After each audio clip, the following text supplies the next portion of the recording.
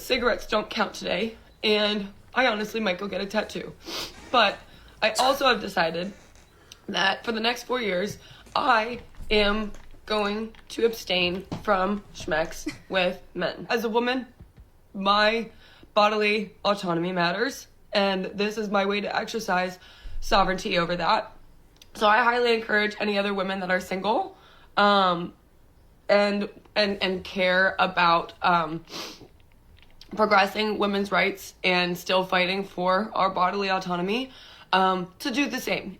So basically, this is like an anti-thought movement, basically. It's like, stop fighting. We've been asking y'all to do that for so long. I mean, not the dudes who's out there, but this kind of has to happen in order for there to be more traditional marriable women. Now, y'all are still feminists, and y'all think y'all came up with something so revolutionary. We've been telling y'all the consequences of thoughting before, and y'all just been doing it over. Y'all all been acting like bops and been thinking it's okay, and we telling y'all looking goofy. Y'all not like dudes. Y'all always want to be just like men. When men do it, men look cool. When women do it, y'all look shameful. Y'all look like bops. Y'all look like thoughts. Y'all look like 3 or 4s. Y'all look like 3 or 4s. Y'all do not look, y'all don't seem respectable. Now y'all coming up with some 4B movement that's saying y'all reclaiming the power over yourselves and your own bodies and things like that. Y'all always had the power over your own bodies. Y'all always did. Y'all chose to be thoughts. And now y'all think you're coming up with something revolutionary? Guess what?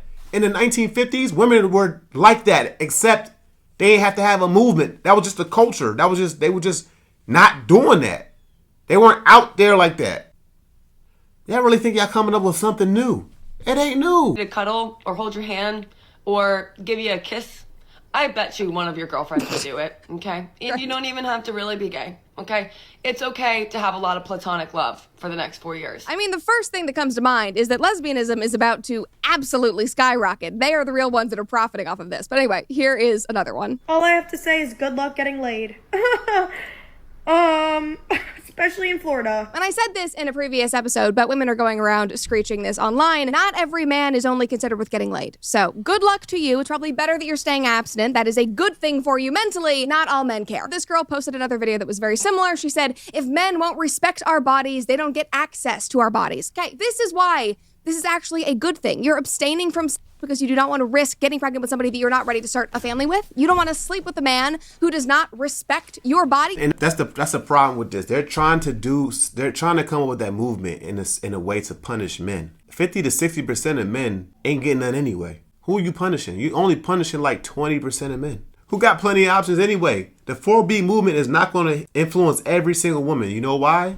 Y'all can say, and that's the thing about women. Y'all can say all that stuff y'all want. At the end of the day, if a certain man of a certain type of a certain attractive man comes around, a man of certain clout, a man of certain status, I use this all the time. If Idris Elba or Drake comes around, that 4B, whatever y'all talking about, goes out the window. Y'all will literally. This is just another foolish movement. It's just. Keep it up. This is fantastic. This is exactly what you should be doing. I know that you think that this is some sort of protest, but come on, you are literally helping everyone. Some guy tweeted and said, women on here are threatening to stop having casual sex and warning us that they'll start making sure their partners align with their values. How is the entire culture fixing itself from this one event? I can't explain it. Another person commented and said, every few years, the feminists reinvent traditional values and act like they discovered electricity. I 100% agree. But the thing is, this never sticks. Another person commented and said, am I the only one who remembers 2016? This has happened before, and the women did not, in fact, fix themselves. Yeah, they tried this in 2016, and after the high of the attention wore off and everyone moved on, they went back to normal. They tried after Roe v. Wade was overturned, and guess what? That did not stick either. And they're doing this so that they can get attention and feel that moral superiority that they so desperately require. And you might be thinking right now, okay, Brett, it's ending here. They're going to do this. They'll move on in a few months. But no. Well, think again! I mean, maybe they realize that they can't do the same thing they've done 2 other times before. So now they're actually adopting something that we've talked about in previous episodes, which is the Korean 4B movement. And this is why I was so excited to do this episode, because I love when things overlap and we can do like a callback to another episode. But basically, TLDR, feminism is rampant in South Korea. Their birth rate is plummeting. Nobody's getting married. Nobody's having babies. And feminists really made this worse by creating the 4B movement, which means no sex with men, no dating, no marriage, and no children. And many of these women make that their full-time job, so they can also add no money to the list. They literally mooch off of their fathers, which just makes it even more comical. Anyway, women in America have adopted this movement. Here's a few headlines. No dating, no marriage, no children. Interest grows in the 4B movement to swear off men. Boycott men. South Korea's 4B movement gains traction in the US after Trump's win. Trump's election has women swearing off with men. But the thing is, guys, American women couldn't just stop there. They needed to feel special. They needed to do something that was unique and just a little bit different. So they decided to start shaving their heads to put their own spin on this movement. Just watch. That's crazy. Woke up this morning feeling spicy. You guys feel spicy? Because I do. All right. I don't know how to... Punishing yourselves to try to punish men. And men do not care. Secondly, no offense. How many men... Never mind. I'm just gonna be nice. My favorite thing is that she keeps trying and it never cutting works. off hair, being skinny, being hot, being all the things that the patriarchy wants us to be. And I'm talking to you too. Those of you ladies who have the internalized misogyny required to do what you did. Thank you. Minorities who are so scared of a woman in power that you'd rather cozy up to the white man. That girl ain't do nothing but combing her hair. So that She ain't do nothing but combing her hair. You can go to a video now. She probably still got a full head of hair. She ain't shaved not nothing. reason I voted for Trump then, because I have internalized misogyny. I'm so afraid of a woman of color being in office, and I want some crumbs from Donald Trump. Give me a break. You're not even trying to understand why 52% of women just like you voted for Donald Trump. You don't even want to think about it. You just want to shave your head and move on and say, F this, which she continues to do throughout the entire video until the end. Stop having sex with men. Stop talking to men. Head. Divorce your husbands. Leave your boyfriends. Leave them. They don't give a shit about you. And I promise you, come over to this side. I will bake cookies. I will shave your head if you want me to. How did we go from Britney Spears shaving her head to that being like, oh my gosh, she's really having a mental breakdown, to now this being some kind of female empowerment rallying cry? Did we forget what happened 20 years ago and what we all thought about it? Like, how has this changed so quickly? Now, I know that there is a real psychological term for this, but this entire thing just screams, I'm unhappy, I'm insecure, and I want other people to feel as unhappy and insecure as I do. Yeah, if you think about it, if you really feel that way, you don't actually have to announce it. All you got to do is just do it or not do it. You know, if you want to make a change in your life, why come on social media and tell other women? I know why, because misery loves company. Y'all know y'all not happy doing that. Y'all know y'all are going against y'all nature. No matter what we do, whenever you go against your nature, it's going to be a struggle. It's not going to last.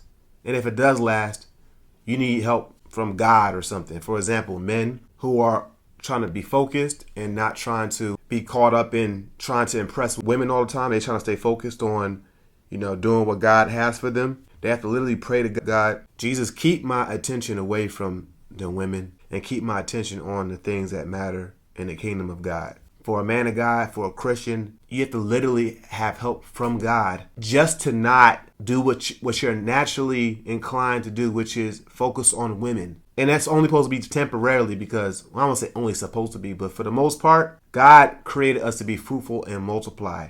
He created man and woman to procreate and have families. So there's a time period where, you should be focused and not be focused on the opposite gender. But that's only for a time period. You only could hold that up for so long. And God has to give you strength through that process while you're in that process for that temporary time period before you do start your family in the future. Literally urging women to leave their husbands, to leave their boyfriends, to be single and happy like her. I mean, she'll bake you cookies, she'll cuddle you. You just need to leave men and shave your heads and not be hot and skinny, because obviously all of that is terrible. I'm sorry, this is not a woman who wants the best for other women. Just watch. Come with me to shave my head and deconstruct internalized patriarchy. Great. You're so brave. Stunning and brave. I mean, girl bossing to the max. Here's another. When this is the only thing we have left to control all that ourselves. hair she's shaving off. You're so dramatic. And then what is this person in the back hiding your face? What is going on, bro? Miserable as me. Like this poor girl. Like, what is this actually doing? It literally is doing nothing. And all of these feelings of anger and frustration and insecurity are probably heightened because so many stunning, beautiful women all over this same app are literally celebrating Trump's win. They're celebrating their vote for Trump. Like, these videos are literally all over my For You page. This was right after he... The internet, particularly TikTok, attracts some of the weirdest people, bro. That's probably the best way to explain it. They attract some weird people. And those weird marginalized small group... What does marginalized mean? Those weird small group of people, that's what I really mean to say. The minority weird people get online, and then they amass millions of views, and then they try to convince everybody else to be as weird as them. And I'm not saying weird in an artsy type of way, because people who are artists, that type of weird is cool. I ain't talking about that. I'm talking about those type of weird people. Like, shave your own head to go against the patriarchy. You're making your own self look crazy. Guess what? As a man of the patriarchy, I don't care what you do with your hair. You can shave all your hair off. I don't care. What's that going to do? You can go online and explain this 1,000 times how you don't like the patriarchy and all those type of things. I don't care. And I think they think we care. We don't care.